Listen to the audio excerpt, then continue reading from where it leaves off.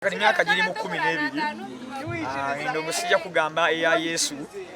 nti temuli bisomooza bingi tusisinkana ebisomooza bisana n'ekiri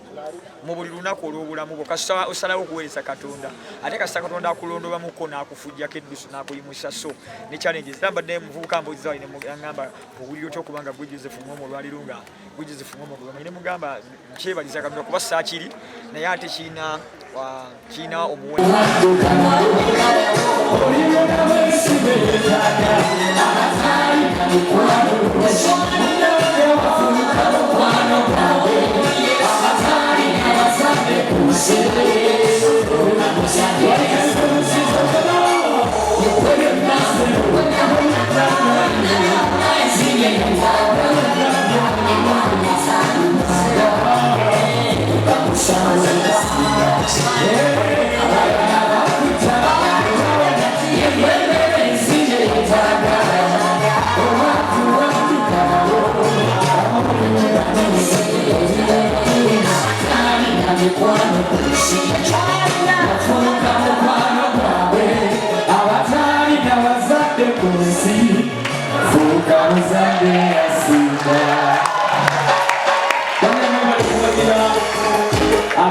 kuzimbaho abayebazibwe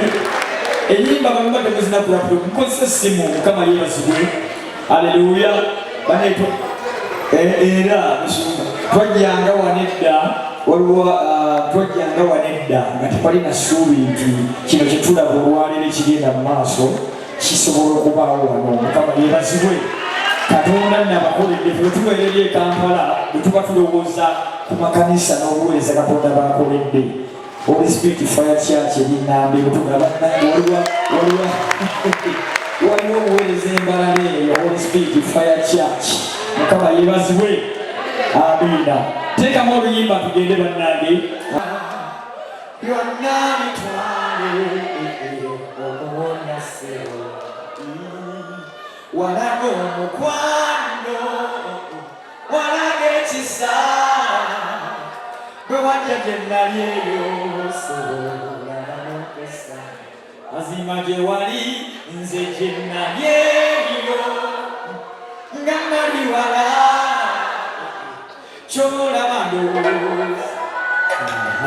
waleka ebigondo sinze mukama embalala Katonda bagyewala gyewuli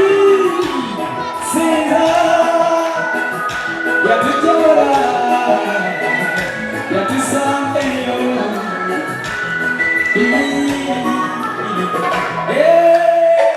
Uwalole mukama ogaze ekisakyo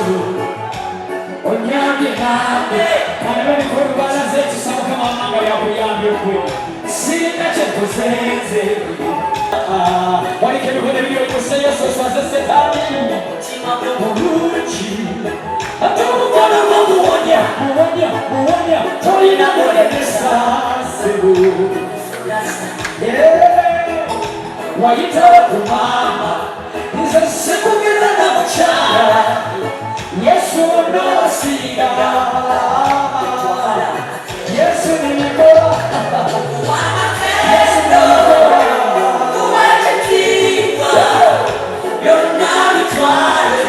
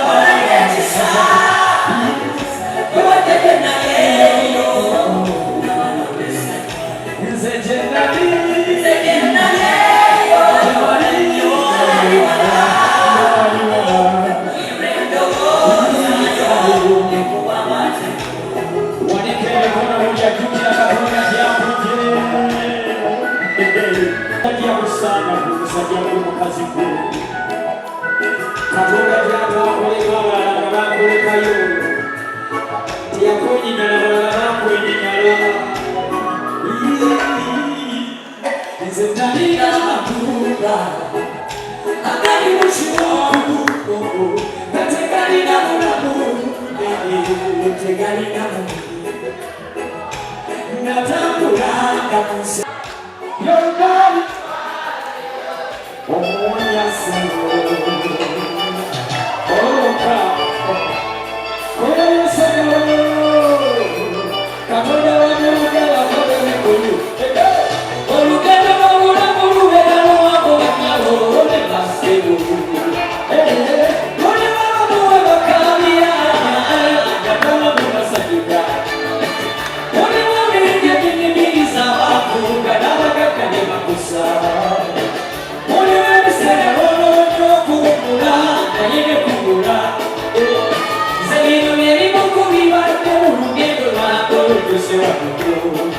omanyi nakola n'abaama ebyataata sibimanyi nnyo twabeerangawo ne maama ng'ennaku ezimuza yali mukazi mukozi ayagala abaana fiyawo kulabaana ebyokulya nga bibula buli mufunye nga mulya bibibuze nga muguma abalonda nga baluga endwadde zaluma bali obulungi baseka abantu bayinza okubeerawo yesu gwera kino ino yegwe munnange yegwe munnange omukuyita munnange omanyi ofuuka munnange yegwe munnange amaziyita munnange basera abatuddeeyo banyama abatuddeeyo esengere mbalage munnange oluye munnange yafuuka munnange nalegawoyanga munnange ebigambo bya maama bwe yabaganize yambalangamu amaanyi ndi mukazi munaku ndi masikini ntambula mpita mizibu lumongo teyalina suubi teyalina fyuca singa nali kuzemuba nalikoze sente nensanyusa maama naye nali mutabange nga nekuswatano sikyangu kyazifuna naye mukama olina amaanyi kwakyusa obulamu wanteera bizindikadde nze olaba wasangula masiga ga maama yekyo munnange yekwe munnange yekwe munnange omanyi kuyita munnange yekwe munnange sante munnange kuyita munnange basera abatuddeeyo banyama abatuddeeyo esengere mbalage munnange oluye munnange yafuuka munnange amazima naleka munnange amulire nekaleso yeseka amazima gayeseka kamulira kamuluka yeseka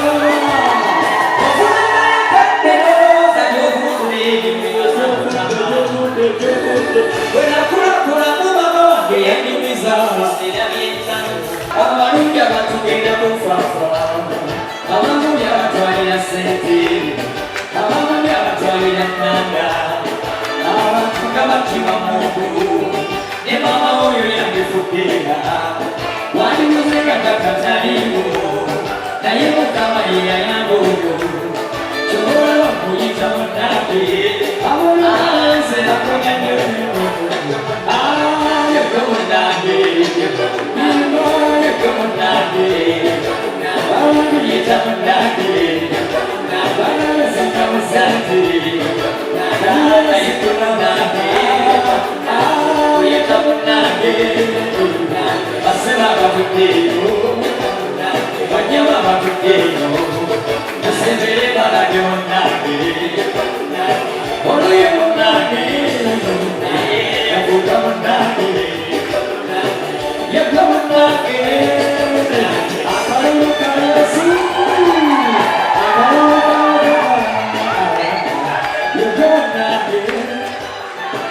Yodonani, Umarani Munami, Yodonani. Mukama bampere nnyo omukisa mwebale kuwagira abayimbi ba gospel mwebale kutakoba kuwagira abayimbi ba gospel Mukama bampere nnyo omukisa.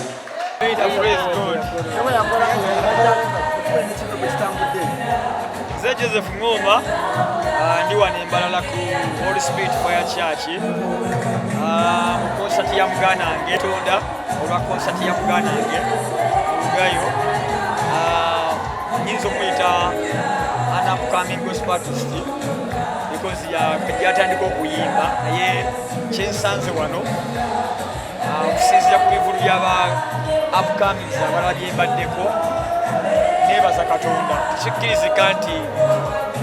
bano abantu bonna abazze olwaliro wano Holy Spirit Fire Church bazze kuwagira muyimbi atandika obutandisi Lugayo muganda waffe yimba ennyimba nga ya Yesu nebikola n'endala ebayira bezinasooka okufuuka faani we ennyimba z'olwaziwulira bwe nti nenziraba ne mugamba mu Lugayo oli muyimbi mulungi you can worship God, you can really worship God, you are a good worshipper. Nemulayikinga nemufolowinga nemuzaamu amaanyi so twebaza Katonda olw'entujja eno gye tuliko olwakino Lugayo kyatuuseeko konsati yeesoosa abantu ne bajja mu bungi bwe bati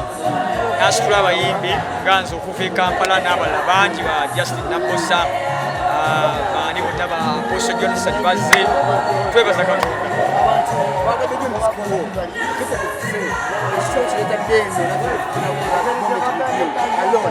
Semu njagala nnyo okutalaaga Uganda eno nga nnyimba ennyimba zino Katonda ze yanteeka ku mutima Katonda ze zampadde naye ndowooza neetaaga ba promoters oba abatesitesi oba abantu abayinza okunnyambako so bebefuliseeyo eno promota abasobola okukolera wamu nange tusobola okuteekateeka concert Embalala nga yamaanyi nga ate live nga it's a live concert ng'eri ku mutindo nga concerts efaananako concerts ezikolebwa e Kampala.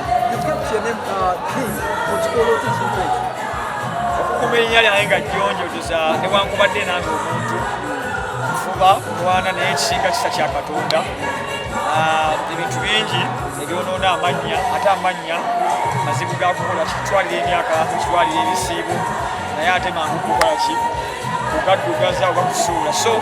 ndowooza erinnya lyo omuntu yenna nga erinnya lyo likyali jjonjo likyali eddungi likyali kisa kya Katonda okusinga naye nga era bingi byokuba naye ng'omuntu olw'ekisa kya Katonda okubeera nga yeewala obyesonyiwa okubeera nga erinnya likola ki nebaza Katonda nnyambi okubanga erinnya lyange newankubadde nyinza okuba nga waliwo abantu abanirako omulyawo okunenya naye nebaza Katonda nti waliwo abantu bangi abagaa nti omusajja oyo akuumye erinnya omusajja oyo akyali ku mulamu akyayimba ennyimba eziryowa emyoyo ennyimba ez'obwa Katonda kibadde kisa kya Mukama. Omuziki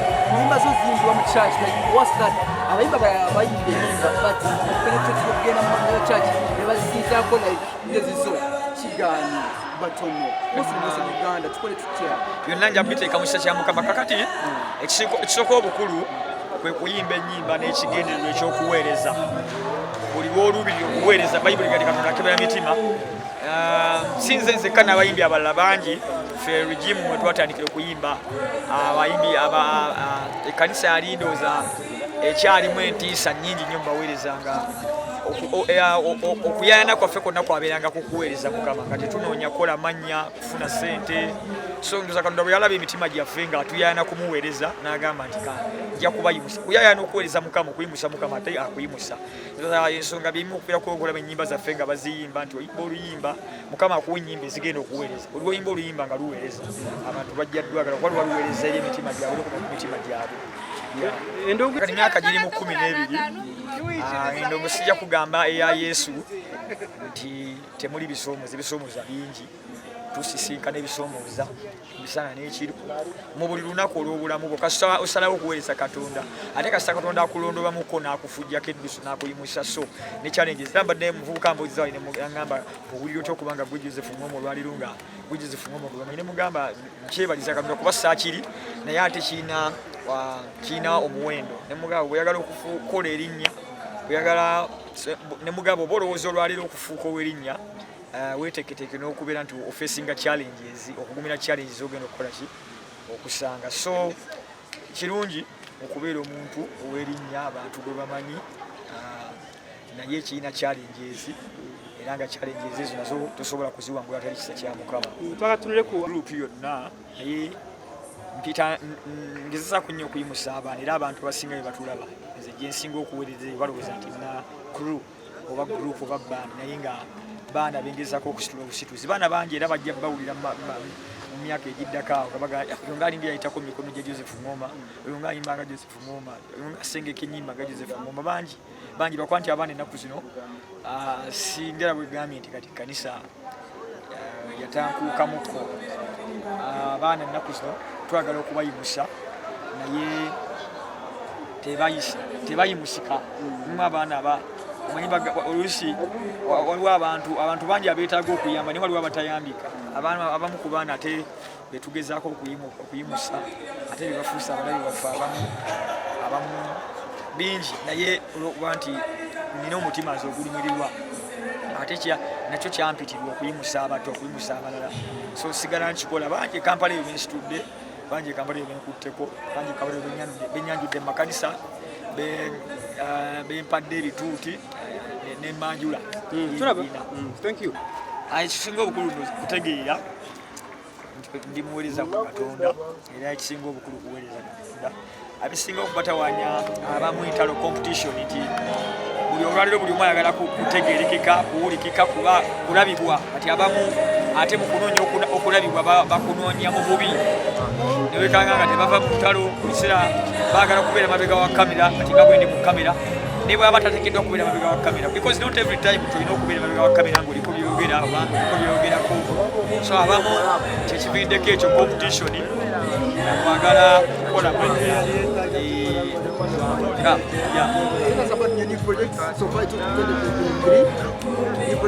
kati nina projects eziwerako ezo mulimu audio n'oluyimba lwenatera okulwirizinga nyakuba baluyita olunaku lukedde nolwesulu lugenda kufuluma tegeeza nga oluyimba olwo lugenda kgenda wala olwekisa kya Katonda ne video lujja kufuluma oluvannyuma lw'ebbanga sitini nnyo lujja kuba nga lufuna video ate n'ekirala njagala okukola concert this year era njagala tugezaako okulaba engeri gyenkwatagana ne bapromota oba ne promota yenna ayinza okweyimba mu kikulu kyange okukolera wamu nange because njagala kukola concert nga nnene etegerekeka kubanga nina abawagizi bawulira ddala abagoberezi bangi abangoberera abantu abanyumirwa ennyimba zange mikwano gyange gye bali so neetaaga okukola ekintu nga kinene ekigenda okukola ekolekanayo n'abayimba abalala nze bonna mmanyi ba Luganda mu Kristo Yesu ate ffera tuli baweereza ba Mukama tusaavinga obwakabaka kasi otegeera ekyo tosaaku abanagana baweereza banno kubanga ffenna atusasula ali omu ye Kristo Yesu sina mutawana nabo newankubadde nga si buli kimu nti kyenyigira nsengejja nemmanyi nti kyateeseteese kiri ku musingi gwa Katonda kigulumiza Katonda